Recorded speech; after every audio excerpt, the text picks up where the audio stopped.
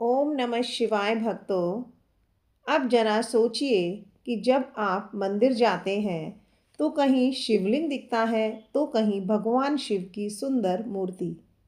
तो आखिर प्रश्न यह उठता है कि शिवलिंग की पूजा श्रेष्ठ है या शिव मूर्ति की।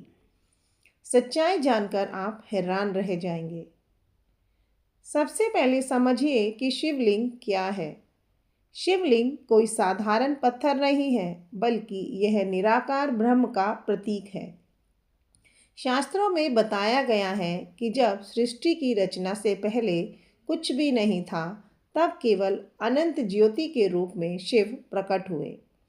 इसी अनंत ज्योति स्तंभ का प्रतीक है शिवलिंग। शिव पुराण में वर्णन मिलता है कि ब्रह्मा और विष्णु भी उस ज्योतिर्लिंग का आदि और अंत नहीं खोज पाए। इसलिए शिवलिंग निराकार, अनंत और परम तत्व का प्रतीक माना जाता है। वहीं दूसरी ओर शिव मूर्ति साकार रूप है, जिसमें हम भोलेनाथ को जटाधारी, गले में सर्प, माथे पर चंद्रमा और गंगा धारण किए हुए देखते हैं। यह रूप भक्तों के लिए ध्यान और भक्ति को सरल बनाता है। तो अब प्रश्न उठता है कि कौन श्रेष्ठ है। तो शास्त्र कहते हैं कि शिव स्वयं निराकार भी है और साकार भी।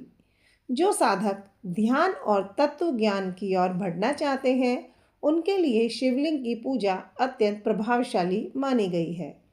और जो भक्त प्रेम, भावना और साकार रूप में आराधना करना चाहते हैं, उनके लिए शिव मूर्ति की पूजा भी उतनी ही पुण्यदायी है।